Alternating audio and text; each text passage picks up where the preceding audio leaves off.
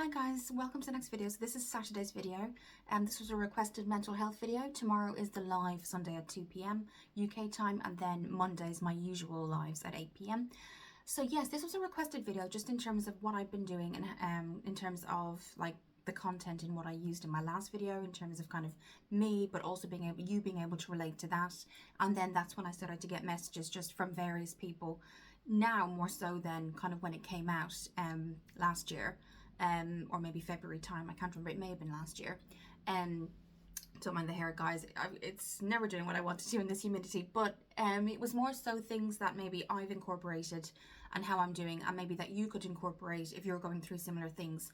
So a little bit of a backstory. It won't be kind of too much because I really wanted this video to be not me, more what I'm dealing with and how I'm coping to maybe help you. So that's kind of the context of the video today.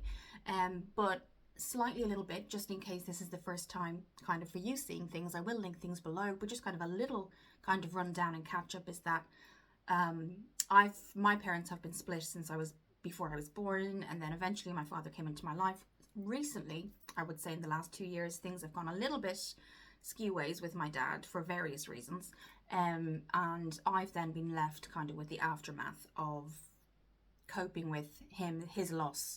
And I think today what I really wanted to focus on, because this was the message specific that I was sent, and asked not to say who it was sent to or by, which is absolutely fine. I mean, this was the reason for me kind of reaching out. Privacy for people, absolutely, but then at least they can look at the video and kind of get what they need out of it. That's not to say if you actually want to comment your experiences down below, if you feel you want to, absolutely go ahead. And in the meantime, what I'll do is just kind of pop down the previous kind of videos and number them as to when they actually were in sequence, so you're not kind of clicking on a video saying that doesn't make sense, because I'll just link it 1, 2, 3 and 4 in the order they were actually sent. So what I kind of wanted to focus on, because this was kind of the big message in what I was sent, is how to grieve for somebody that's actually not passed on or died in any way. They are just for reasons, whether for healthy reasons for you, they're not in your life, you may have fallen out and now it's just there's no way kind of going forward. And when there's no way going forward with somebody that's still around and you're just not in the same kind of circle anymore, whether that's a friend or a family member, but particularly if it's a parent, that's where I have, I guess, the most experience. I've been divorced, and I feel like this is actually worse, only in terms of when you get divorced, it's kind of, in the end, it is a mutual decision, and you both go on, you wish the best for each other. But when it's a parent or a direct relative or a brother, or a sister, this may be something that you can link into that won't be a dad. But it may be, you know what, Kira, it's not my dad, but I have had the same thing happen to me. So kind of backstory really quickly. Things were said that I felt were hugely inappropriate. And that's what was my cue. I think every woman particularly, but even boys, men, sometimes you get an instinct and you say, okay, this is when I have to step back. And I think what makes it worse is if it is the parent that is more, the parent or is more immature than the child, even when they become an adult. When you realize that, this is when you say, okay, this isn't kind of a good idea for me to be in this situation. So what we do then is, how do I cope now? Even though they're still living and they're having their life, they're still existing, I'm still existing, but how do I cope? You know, there's no kind of, when somebody passes away, everybody goes to a funeral and there's that kind of celebration of their life, and, you move forward and you have that kind of, I guess, comfort in knowing, yes, they've passed on, but this is the good memories I had. And we all made this special celebration, whether that's a church or even if you're not religious, we had this kind of just celebration of their life. And when a parent cuts off contact and you're the more mature one and you see what your instincts were, actually there's a real reason we're not talking, but the hurt doesn't stop. And that for you may be a brother, a sister, maybe a work colleague who just really made you feel, actually this isn't the right reaction, and I need to go. So what do you do in those instances?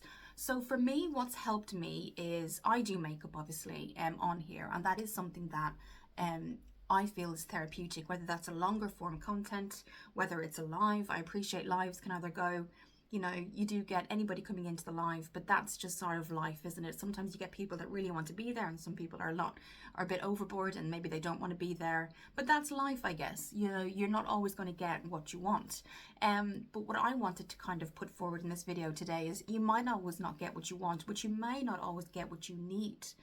And even when children of, say, broken families, or maybe you've lived with your grandmother and that has been amazing, and then maybe they've come back and you're struggling, as in a parent's come back, maybe you've lived with an auntie, maybe it's even been that you have had a friend and then you've gone your separate ways, but that friend, for so kind of much of your life, you talked about everything, you shared everything. It may be a sibling. And so this was the reason when I was sent this video to do another How Are You Coping, this wasn't particularly a parent in their instance, but they had said everything you said I felt. So that was the point of this. No one's going to come on and have an identical family member and have the exact same problems.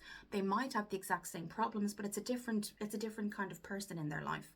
So what I've done is found the reason I kind of mentioned making the makeup videos and going live is that's kind of my release. I've had this channel for 12 years. And that's scary within itself, but I've always gone on, and when I've done that video, I feel like a little bit of therapy. I find makeup is like therapeutic. I find writing, if you guys know, I have written a book a long time ago now, but that went into the college universities because it is about a certain subject. It kind of went onto Amazon, it was published, but I felt after I'd written, so even if that's a journal, guys, and I have written that before, talked about that in a previous video, which I will mention, you don't have to be, if somebody says to me, Kira, you're saying write a journal, I've never written in my life, but keep in mind, guys, this isn't for someone else to read. This is your words. If you write what happened that day and you put it away and don't look at it for another, I don't know, week, year, that's just for you. It's not for anyone else. And I think what we initially do when somebody says write, we almost think, okay, what are somebody else going to think? But they're not going to see those words. They're for you. If you choose to show somebody, that's absolutely fine. But this is all for you, your coping mechanisms. How are you going to cope with this? So you have that journal. You could write one sentence. Nobody needs to see that. Nobody has the right to see that. That's your private thoughts. If writing doesn't work for you, go to, I play music when I'm on my own here. You know, it might not be like a band that's from kind of, you know, recent. It's maybe a band that I kind of appreciated growing up, you know, things like that. And those small little things, having time to yourself. If you're not into music, you're not into writing, you're not into things like this, maybe you're into kind of just having like a Netflix day. Watch whatever you want. You don't have to explain yourself. And I think whatever you do, guys, I've started to join Pilates. I've never been in the gym. I've never been a gym fan. But if I'm in a group for half an hour and I kind of follow what they're doing, I don't have to be an expert at it. You know, I've only gone once. Will I go again? I'm not sure. But I wanted to see kind of, is this going to help? It did help a little bit, but it may be not my forte. It's just not something that I want to do. I like swimming, but with my long-term illness, I have to be really, really sure I'm having a good day to swim.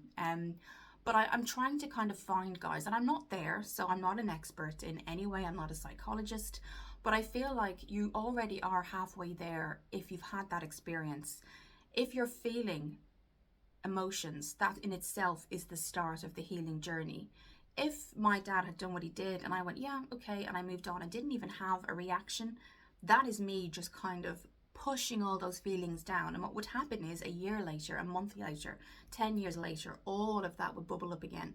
So if you're actually quite upset, even though this sounds unusual, if something's happened and you're quite upset and that continues, actually that's you healing. That's you reacting to something, and that's nothing to feel guilty about. If you're reacting to an issue or a problem, that is half of the healing journey.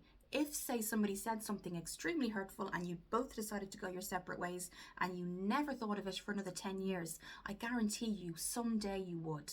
And then you'd kind of regret not dealing with it at the time.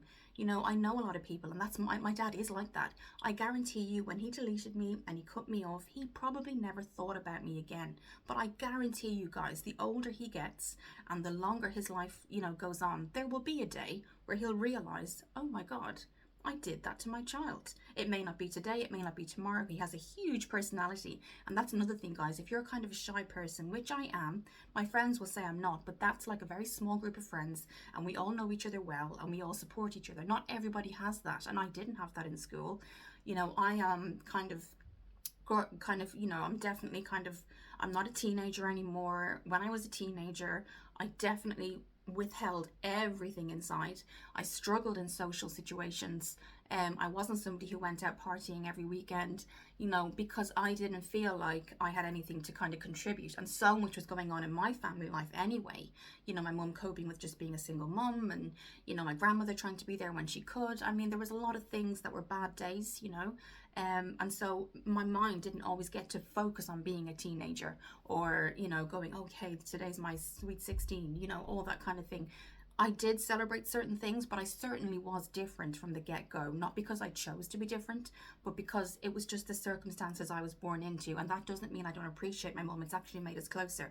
And my grandmother, really, when she was around, felt more like a friend and a family. And that's when you have somebody. So even if you have one family member, guys, and you don't feel bad for just having that one family member, what we often think of is, okay, so such and such has 15 friends, and I see her or him online, and Facebook, here they are out again, and here she is with 6 of her sisters. That's great, guys, but I guarantee you, behind the scenes, not everything is as perfect as it looks. So be that person that doesn't feel guilty about having a reaction. Some people, so my father would say, in particular for women, and this might be for you, for somebody else. So when I mention my father, I don't expect you to have the same feeling towards yours, but you might find, and this is what the message I was sent was about, that they found, and I'm keeping it private because that was just their choice, which is absolutely fine, but they found, Kira, what you said, I thought of not my father, but X. But the feelings you had and the reactions you had, I had, and I didn't know how to cope. And it was really nice to find somebody talking about that. And lots of people talk about that, guys, with a higher influence power than I do. There's so many people on YouTube. You have, you always see these people coming on stage and they do these kind of talks and things like that. And I never really looked at that. You'd have these people that would come on and they're mentors or life coaches.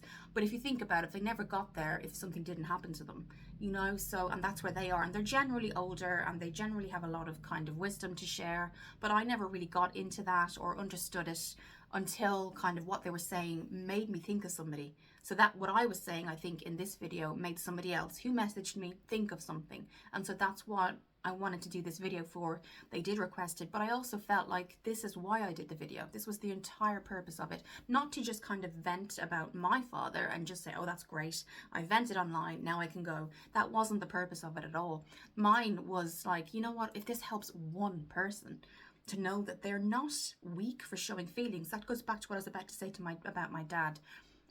When I look back now, his love had to be earned. So my sibling he was in kind of the football club. He was, he was doing, soccer. He was doing everything because my dad pushed him to do that. He was getting straight A's and my dad pushed him to do that. He was getting into university and being paid. I kind of paid my own way through university, and this is not a poor me situation. He just decided not to support me. So I didn't feel sorry for myself. I said, I'm getting my education. I supported myself through my Montessori degree and my special needs, and I did 2 jobs to pay for that. And that's not a sympathy kind of violin thing. That's just me stating a parent decided to choose one over the other. If I had a boy and a girl, I would try my best to give them equal opportunities. And so this is just a situation I've been in where I haven't been given. This isn't like a poor me. This is just try to do your best. So, of course have that reaction of, yes, oh my God, this is really hurtful. That's not to say don't acknowledge those feelings, but definitely don't feel you don't deserve the same as your sibling. Because you do, you absolutely do. I'm just as intelligent. I'm just as creative. I may not be where I could have been if they had supported me, but that doesn't mean that I don't deserve that. So this was a lot of kind of feelings that I had initially when this started with my dad, and maybe you can think of somebody else. So if I mention my dad throughout this, if there is something you're going through, you might just think of that person. So for me, growing up, I never spoke up. My whole mum's side of the family weren't huge fans because obviously he had left. My mum wasn't planning to raise me by myself, but single parents don't get that choice, do they? They just become, some people get divorced and do see their, it's 50-50 and, there's custody. But my dad just made that decision gone, and that's it. So mum had to really kind of step up super quick, and she had me quite young. So I mean, you know, I can't imagine being 21 way back when I was 21 and suddenly having a daughter, and then he goes missing, but the dad just decides to, I don't know how I deal with the guys. I really don't. I have no idea. There was no social media back there. You know, I was in Ireland, you know, so Irish Catholics, unmarried mothers, you can imagine, you know, nowadays everything is so welcoming. But if you look at like the Laundry Girls, if you look at that kind of thing, obviously that was before my mum's time, but you know, the Laundry Girls is a film where I hope I'm pronouncing it right, or getting the movie name right, is where like young girls, even if they had a boyfriend and weren't engaged, would be sent away to work in a laundry kind of I guess building where they had to live, and then there would be nuns, and that whole kind of almost kind of expressing yourself, or say they said, you know what, something happened to me and it was wrong, and they went and told somebody. That community back then were so kind of heavily involved in being Catholic, and I myself went to a convent. Now I was very lucky by the time I got to teaching, you know, to being a teenager. Things like that had certainly relaxed, and even though I was told by nuns, they certainly weren't kind of, you know, following you down the corridor with a Bible, say, you know, there was nothing like that.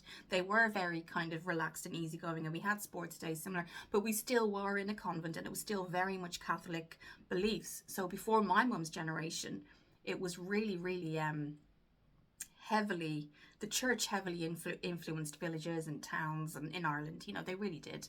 And so even in, you know, I was born in the 80s, so 80s Ireland still had somewhat of a Catholic kind of a power, I would say. And so it was just a stigma, probably. If you just stay away from the church for a minute and religion, it was probably a stigma that was there, being a single mum. You know, so mum had to face all of that. Her first job, you know, let her go when she had to say she was pregnant. You know, there was so many things, guys. And I won't go into her personal life because that's mum, you know. But then my granny stepped in, and, you know, everyone tried to do what they could. But there was people out there her age that didn't have, like, say, a mother to depend on, or, you know, a brother or sister. Like, you know, my uncles and aunts did step in when they could, you know.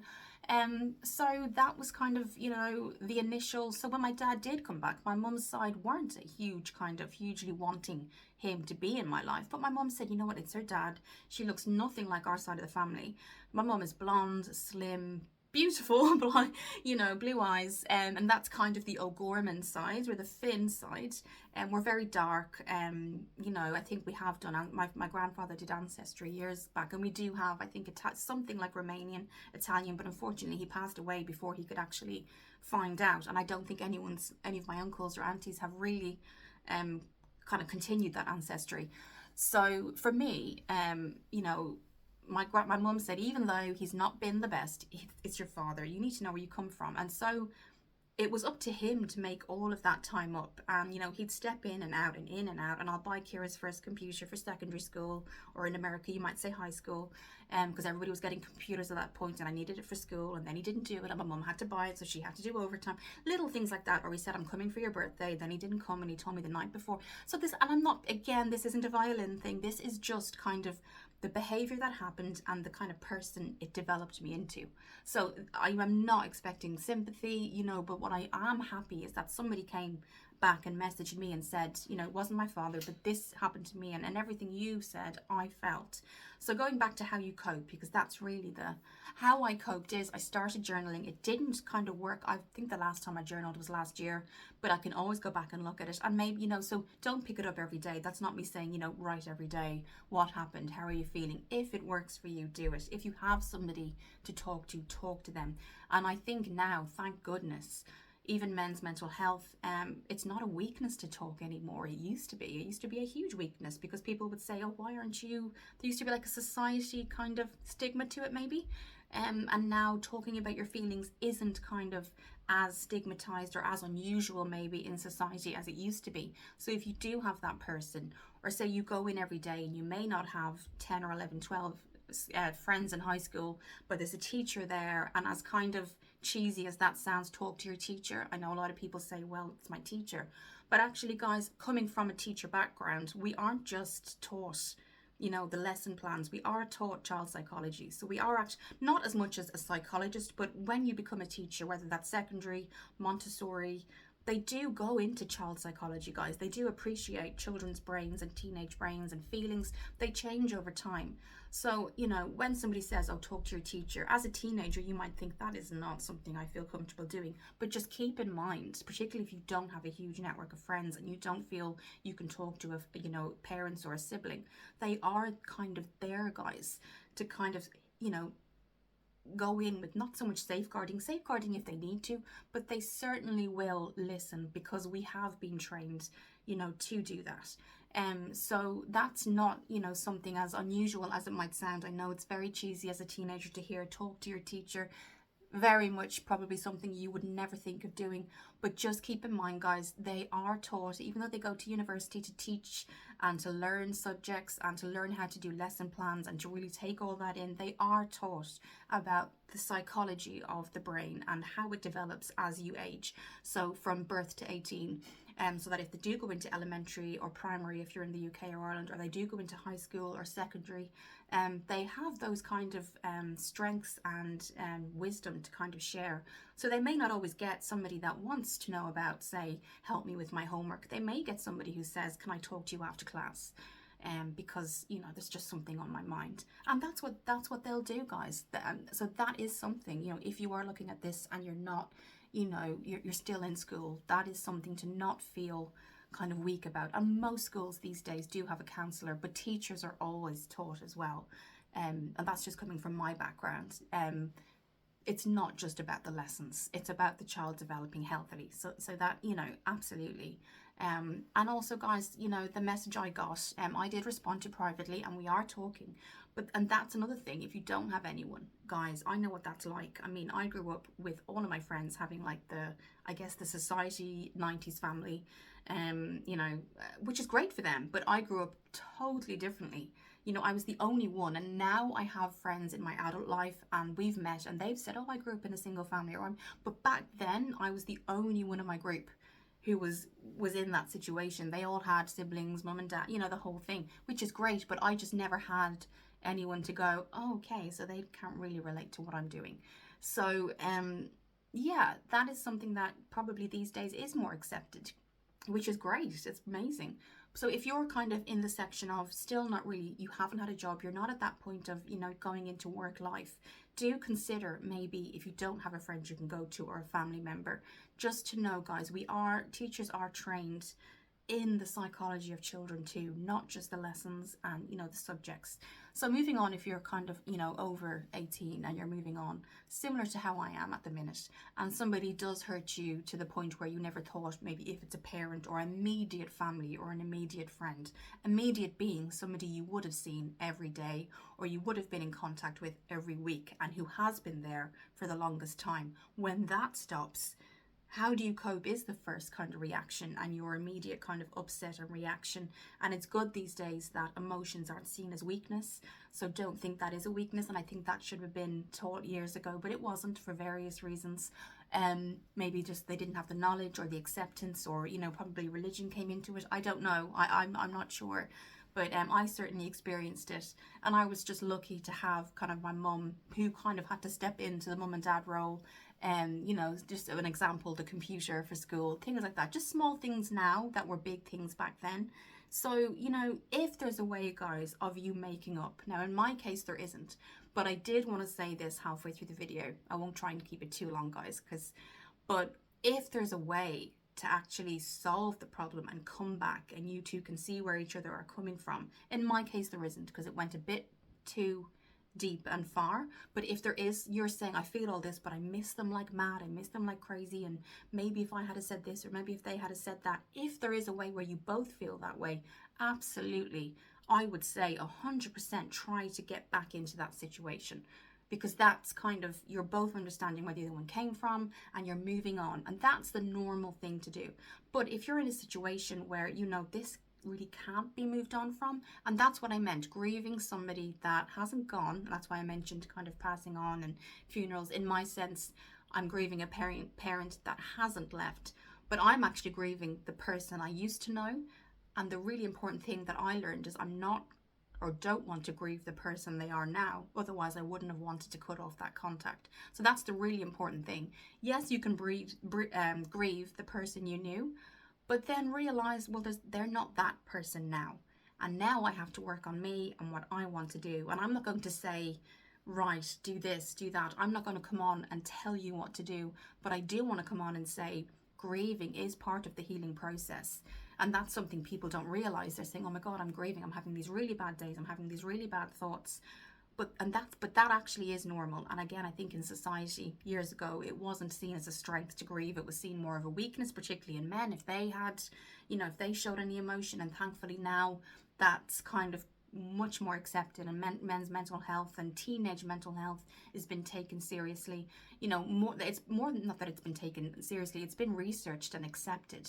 And I think that's kind of, really good too, because I'm sure sons I'm obviously coming from a daughter in a single parent background, but I'm sure sons in a single parent background where their dad isn't there is just as important, because that's how sons learn to become men, and women and daughters learn what to depend on. So I mean, it's just as important, guys, if you're a young man looking at this, and you haven't had your dad around, or and obviously it's so important to have that bond.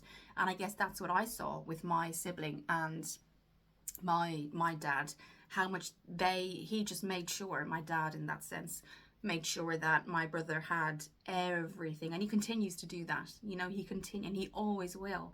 And I did go through a phase of poor me, but feeling the emotion and looking at that, seeing it every time I visited America, going from where I came from and going over there and seeing that. It was huge kind of change of environment and change of a huge thing for me to see. And my dad wasn't shy about showing that, but I think my dad in his own weird way was trying to say, look what I can offer, but he wasn't offering it. Look what I can do, but he never did it, if you know what I mean, for me. So that's huge to take on. But it eventually I did just pay for my own uni, and I started this channel actually when I just didn't know many people in the UK when I was studying.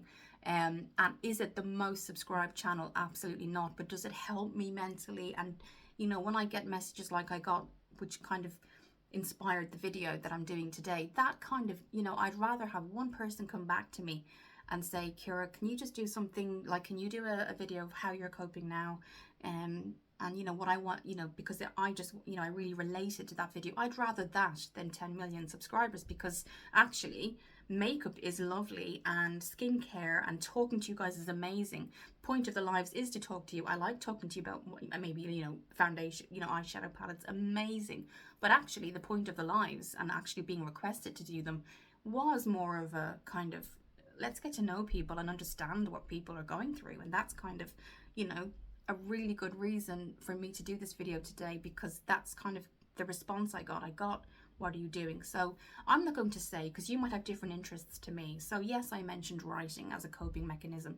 Do go to a person, like if you're still in school, to a teacher. And that's why I just wanted you to know that when we are being taught, in uni, we are also taught, the child's development and the teenage development and the brain is very important, and realize that there's other aspects to teaching than just a lesson. So we are, trained in all of that as well, guys. I know it's very cheesy. A lot of people say, go to your teacher. And when you're a teenager, it doesn't sound like the most kind of comfortable thing to do. But the reason that's there, guys, is if you don't have an option to say, I can talk to somebody at home. That's why that's there. That is exactly why that's there, is that you do have that kind of person. If there's somebody in work, guys, and say you're finished school, you're finished uni and things are going on. If there's somebody in a job where you might get along really well, just kind of socially in work, like a work friend, but the fact that you get along might be kind of a doorway of saying, kind of talk in that sense and see what they say. Because if you get along on a certain level, chances are you will get to know that person more and they will understand. So for example, I often mention Sophie. We met in Energy Kids. I was the manager and she came in as a play worker. And, so many play workers came and went and, but we just had, something just kind of clicked. And now we're maybe friends going on 8 years this year.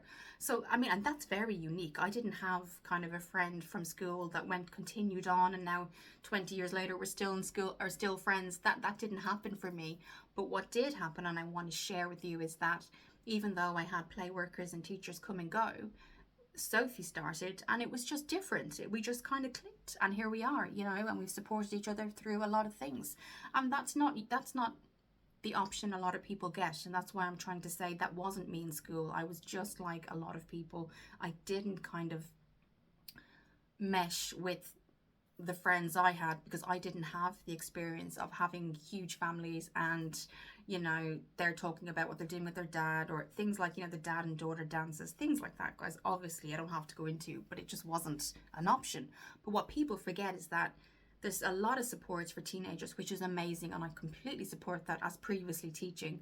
But then as you get to an adult, the kind of support system goes away, particularly if you don't have people in your life. So that's why I mentioned writing. I tried Pilates, it didn't work. I'm not going to, you know, trying to kind of get out there and do things. You know, I'm not somebody that is hugely sociable every weekend. But that's not to say I wouldn't want to be. But it's just about finding kind of your tribe as such. I know people have said that. That's kind of a saying that goes around a lot, but actually it's quite true.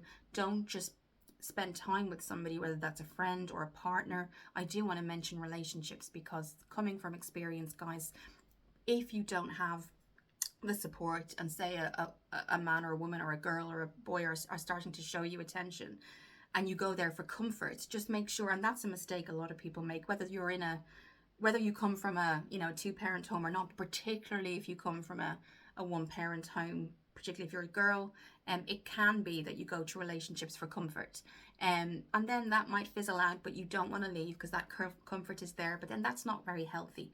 So I would say reach out to friends, try to make friends, have friends in your mind before anything else develops into a relationship, because then, you know, relationships can come and go. You know, you could meet somebody and then a year later it just isn't the same and you don't click, but then you've depended on them emotionally for so long that there isn't a friend there because you've spent so much time with them. So that's something I've learned. So that's why I say focus on friends and family, because probability of friends leaving isn't as high as, say, a probability of a relationship staying together.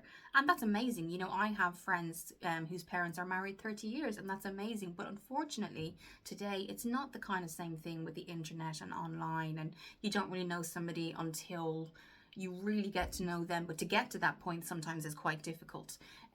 So what I would say is just focus on, you know, your immediate friends, or making a connection. So that's what I'm trying to say. If you're in work and you don't have a friend circle or a family circle, try to find somebody to talk to. There is Samaritans, there is kind of versions of helplines, but if you're somebody who needs to physically see somebody and you can't kind of go and get a therapist, because I know financially that can be quite, you know, NHS as well, there's waiting lists. America is privatized, Ireland is privatized. So if you don't have any of those options, you know, sometimes a colleague or your boss, and say, look, I know we don't speak about this, but I'm actually kind of, there's other things happening and I'm just wondering, is there support here?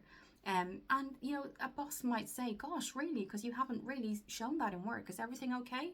And then you've already started that conversation. So that's what I would say. I mean, my friends came to me, friends now, but colleagues at the time, came to me and said, can I have a meeting outside of kind of with the kids? So we'll do the teaching, we'll do everything else, and can I just talk to you? And of course I said, yeah, absolutely. And did the conversation always include the children? No. A lot of it kind of included their life outside of work, but I'm glad they came to me, guys, because then it kind of made sense. Their behavior made sense. You know, if you go into work and you're quieter, you do your job, or maybe you don't do the job you used to do, people will notice, but they will understand more if you say, okay, this is going to be really scary to talk to this person, but then at least my behavior will make sense to them. And then you've already started that connection. And that's why that's kind of more the adult version of talking to a teacher, because a lot of us in life now, particularly with COVID, that didn't help, guys. So I had a friend who had started a relationship, and I think they were in the relationship maybe 5 or 6 months, and then COVID hit. So they weren't living together, very new, and then it just kind of faded. They did get to know each other, but then obviously they just couldn't see each other. And then it just kind of faded away. And then obviously, because they were both kind of looking for a relationship rather than a friendship, they were totally different people at the end of, you know, when we were able to see each other. And so, but if you were a friend, you know, so I kept in contact with my friends through COVID because, you know, there was no expectation that our relationship as friends would change. Whereas there probably is a huge expectation after you see somebody after a year, even though you've been talking, you both have an expectation, or maybe one person has changed their mind and the other person still has that expectation. So that's what I mean. Relationships are great, guys. I'm not anti-relationship in any way, shape, or form.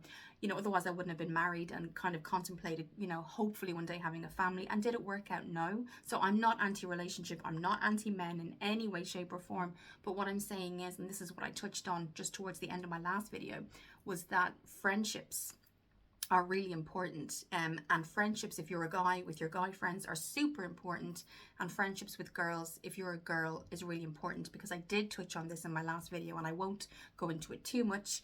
But I did have a friend, we met in work when I was very new to the UK, and you know, he was a good friend, then throughout the kind of time, maybe 12 or 13 years later, I could see things were going a different way than it was before. But then when you look at them, they had a huge array of female friends. And once I said, let's just keep it to this, because we've been friends for so long, you know, and he said, I think I said this before, I got to take care. And he's still on my Facebook, he's still on my WhatsApp. But have I heard from him? No. So that just goes to show male and female friendships don't really always. So my expectation was, you know what, I can see you have other people around, as in other girls. I'm not really like that, but also we're friends. Let's not kind of, you know, I was very much, let's just move on and still kind of catch up and things. And this person, it was stonewalled, you know. They're still not stonewalled completely, because like they messaged on Facebook, there was a happy birthday, you know, but everyone saw that. And like, so it was very kind of, was that a social thing? I don't know. But, you know, at least I was confident enough to know, and I had other friends around me, healthy friendships around me, to know, you know what, this is actually something I can let go of if that's how they feel. But you might not have that, and that's where I touched on going into relationships with someone just to have that someone. And I've been there, guys. I've absolutely been there. And it doesn't work, unfortunately. And don't stay in that, guys, because that's quite, you know, I would really recommend, if you're a guy watching this and you have a girlfriend, or you're a girl watching this and you have a girl, or boyfriends and girlfriends, or girlfriend, boyfriend, if you're there for that person because, oh, it's so great to see them in the evening, it's so great to have dinner together, it's so great not to be alone. That is great, guys, but you're not with the right person. And people push that out of their minds, you know, oh my God, no, because we're going to go home, we're going to watch Netflix, we're going to, you know. But then what you might find, guys, is when it comes to the physical side, your body is saying, no, thank you. You know, and then you both, this person is saying why, but you're actually there because that person is company. And that can be really dangerous too. Not dangerous, but it can be emotionally for both of the people. The person who still doesn't realize that person is there for just company, but also the person doesn't want to kind of think about, I am just here for company because I'm scared of being alone. I was there, guys. I was scared of being alone. And of course it does still, you know, scare me, but it scares me more in a healthy way. You know, I've made that choice, but actually, you know, I know that when the time, or if the time comes, I'm secure in myself. And that's kind of only happening now. And I think if I hadn't have been so secure in myself with my father, if this had to come at a time where I was totally kind of, so many things were going on, that might be there for you. You might be having a similar situation, but also unfortunately other things aren't going great. So your kind of reaction might be, you know, totally unhealthy, and you might stay with somebody just for the point of staying with them. And that's my big thing too. And this isn't just to girls, particularly to girls, obviously, because we are slightly more vulnerable, for obvious reasons, but for boys too, guys. I always want to come on and say that this isn't an anti-men. Anytime I talk about mental health, I am here for guys and girls too, because there's no, I think, thank God today, there's no difference in mental health in terms of the help that people have out there. So there is mental health for men charities alone. They used to have that. There is kind of women, you know, talk lines, charities as well. But, you know, so both of them, whereas one of them would, you know, there's now acceptance, I guess, more so than there was maybe in the 90s or the 80s. But also, guys, it's important to just realize, and I will kind of leave it at, you know, very, very soon because it's 38 minutes. But the reason I haven't gone into subjects to try, or, you know, I mentioned writing as an example, because your way of coping and my way of coping are very, very different.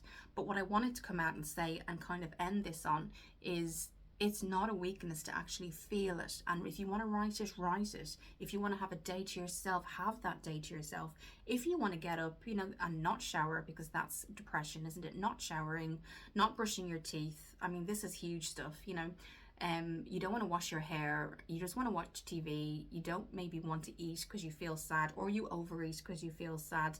They're huge kind of red flags as well. Because that's your whole body almost shutting down and saying, I can't cope, I don't want to cope. But it's important to have that day and to recognize and not fight it and try and be try and the next day go into work or school and have a fake smile on your face, because that will make the next day when you're home alone even worse. So, and I'm only saying this from, I'm saying this from experience, guys. I've definitely had times, whether that was a relationship or how my father treated me, where I didn't brush my hair, and I hope when I say this you see this as a strength. And I want to say this to you, to say, this isn't I'm not fully healed. I don't think grieving somebody who's still alive you ever heal, but you have to kind of say, it's actually happened. I can't grieve it forever, because then how am I going to live? It's happened. They're not. The big thing I think I learned is that person, being my dad in my situation, he's not going to change for anybody. So I actually started to take it less personally. Yes, it hurts and it always will. But if this is how he is kind of with me, this is just his personality to everybody, and they have to deal with that in their own way. He's had relationship after relationship after relationship. From my experience, he's never really been the faithful type. And that's his business, guys. That's absolutely his business. But what it does show me is just his general character. So that's when I started to say, you know what, maybe you're not missing. Maybe you're missing a father figure. But maybe this person, the last conversation we had, guys, I just knew, my gut instinct said, this is too much. I need to kind of step back. So, it is sad when you kind of lose contact with somebody. And particularly if that somebody has chosen, for whatever reason, and you're left wondering. Of course it is. It's feeling like abandonment, isn't it? And I think that's why I mentioned when somebody passes on, not particularly just to mention funerals for every reason, but when you have a funeral, that person is remembered that day. You remember everything, and then everybody kind of, they don't move on as such, but that day has been there. Your closure is there. When somebody chooses, particularly if it's a parent, to do that, that's quite hurtful, particularly if it's the parent and not the child, because then you're left with all the kind of, what happens now, and all those feelings. And that's where I talked about grieving. I decided to grieve the father he used to be. So there was times where he was dependable at times, when I was a teenager, and we went camping and we did little things. And when I was, when I started to see him, there was small little kind of chapters that I could probably look back on and say, okay, so that was something to always think about. But the person he is now, absolutely, we need to go separate ways. So writing may not be your thing. So the first thing I'll say, guys, just before, I do have a couple of more things to say, but the first thing I'll say is, let's not talk about activities to do. Let's not talk about that just yet. I will talk about that soon. The first thing I'll say is make contact. Because the most comfortable thing you can do is give in to your depression, and it doesn't go straight away. Absolutely doesn't. Depression doesn't leave you after something like this. Have those days where you sit in and you don't wash, because if you force yourself, sometimes that's not a good thing to do.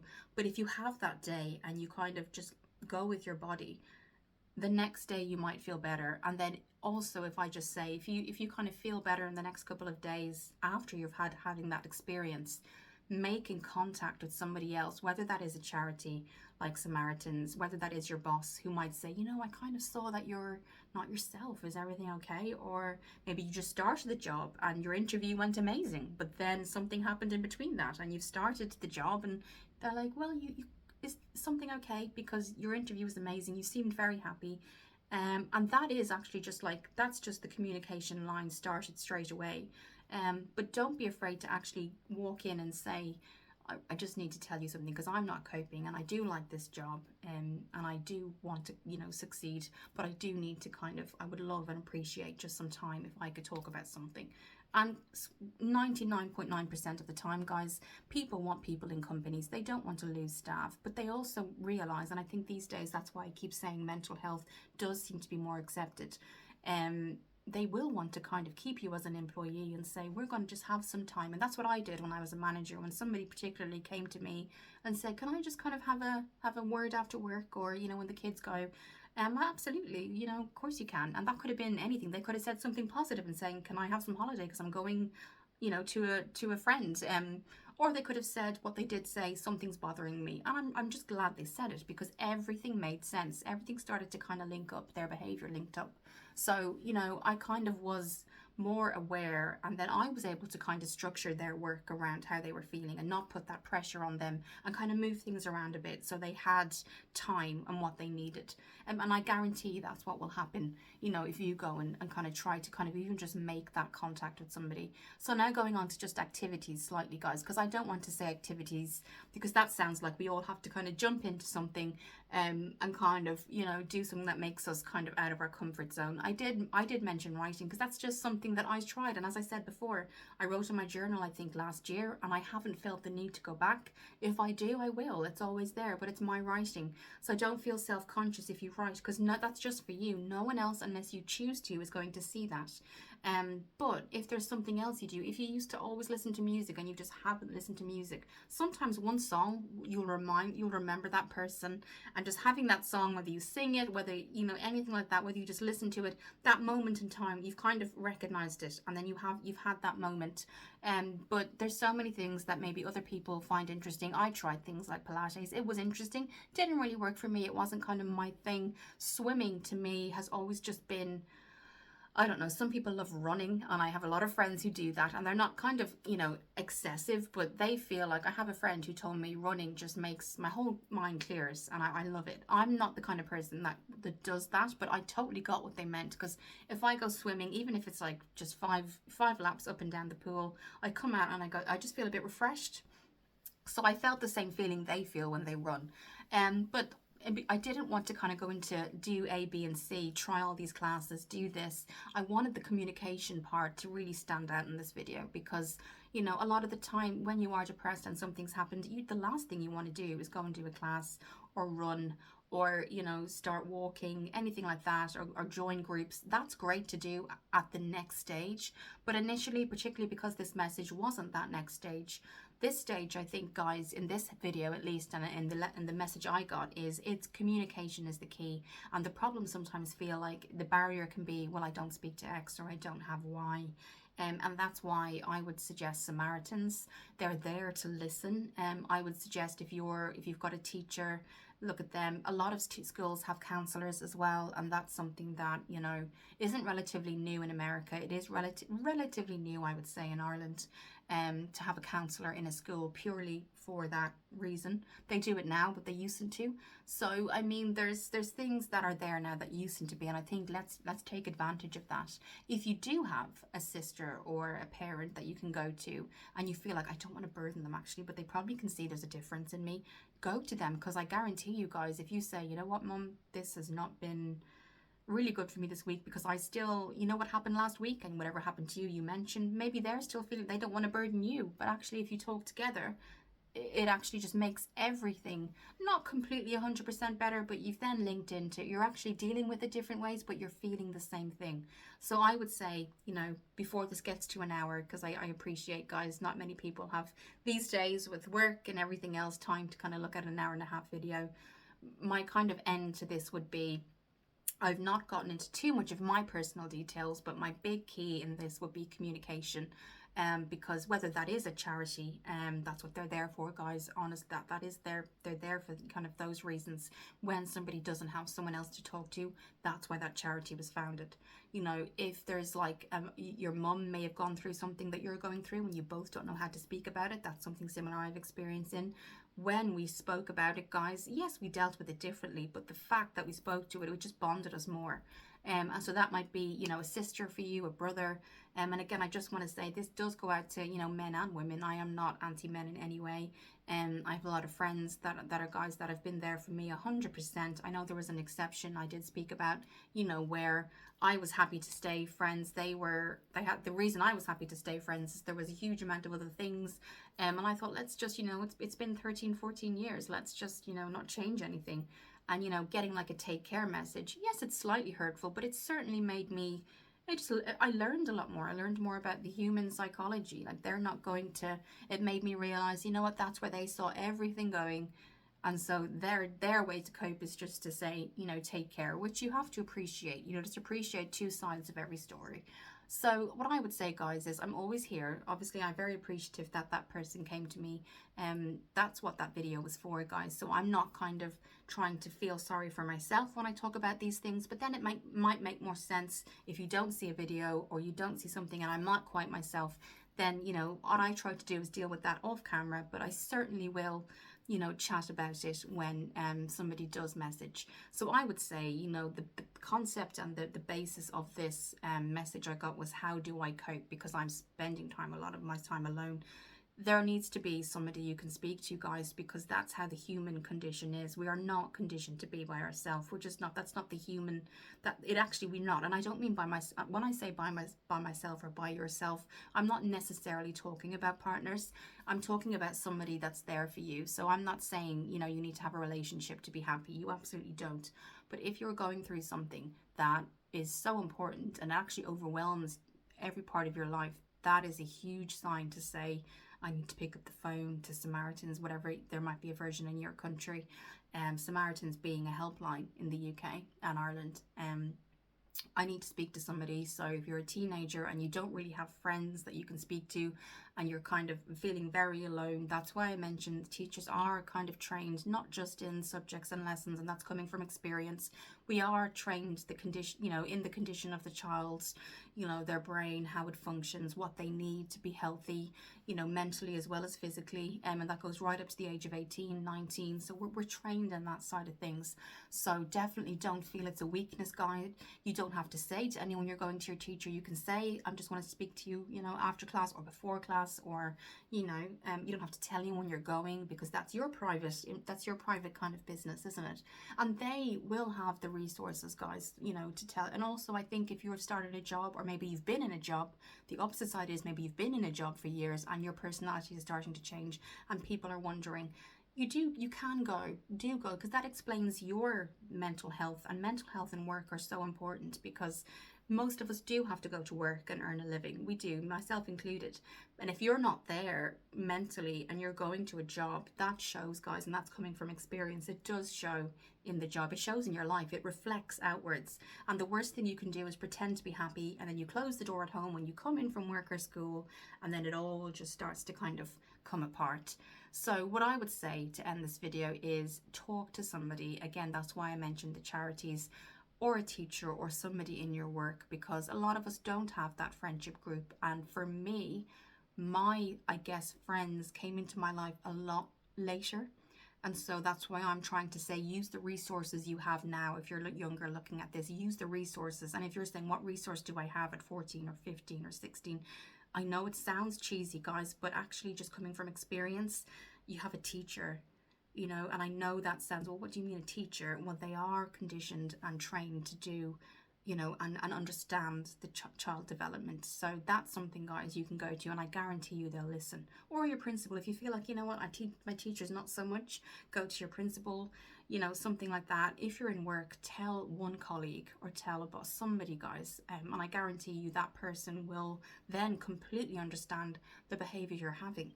And you're not then going home, particularly if you live by yourself, or your parents live far away, or you just don't have the network other people have. You've then spoken to that one person.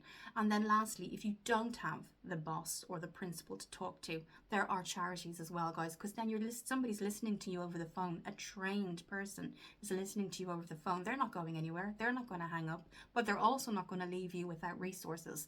They're going to say, okay, I'm going to call you back, but in the meantime, I'm going to send you this. They're there to actually help you the whole way through. So that would be my final thought, guys, is reach out to people, look at things you can do afterwards, get back into the community afterwards. But the first thing to do, guys, and the first thing I did, is reach out, not keep it in. I kept it to myself, and that's why I mentioned kind of, having days where you don't shower and you feel, what am I going to do today? And you're not lazy, but it's depression. It's very different. People get that mixed up sometimes. Oh, that person's lazy. Oh, their hair was so bad the other day. Did you see that? They don't know, guys, that actually you really mentally struggled to have a shower that day. And maybe, blow drying your hair or even getting in the shower that day isn't really on your, you just physically can't do it. So that's why talking, and when you get through that stage, or maybe you're not through that stage yet, that's where I wanted the focus to be. Pick up the phone if you don't have a colleague or a friend, or you're not in school anymore, or even you just don't feel like you can approach anyone in school. There are charities there.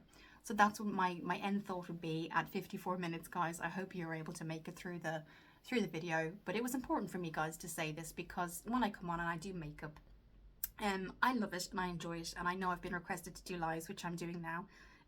But I certainly, there's more to me than kind of reviewing, I don't know, NYX or Rimmel or anything like that. There's more to all of us, guys. I guarantee you, the highest influencer out there on YouTube, there's so much more to their life than when they come on and do a video on makeup. It's everybody. It's absolutely everyone. So that's the big thing. It's not a weakness to feel what you're feeling. And then the next stage, guys, before you kind of get back out into the community and everything else, is just talking to that one person. So that's what I would end the video on. Talk to people, even if it's one person. And the reason I didn't mention, you know, talk to your dad, because you may not have your dad. Talk to your mum. You may not have your mum. Even if you don't have a teacher or a colleague, there are phone numbers to pick up. You do pick up that phone and say, you know, whether it's Samaritans or the US version, or anywhere you're in the world, there are charities in every country that recognize mental health and depression. They really do. So if you don't have any of the resources I've spoken about, I would say go and phone somebody. Again, I'm always here, guys, for anything that you guys need. I'm glad I was able to help in this instance. Do comment below if there's anything you'd like to talk about, and maybe that would be something in the comments that you guys could start doing as a community. You know, you guys might link into something and start saying something, and somebody else might respond in the comments below. So absolutely, guys, thank you for watching the video, guys, and I'll see you very soon.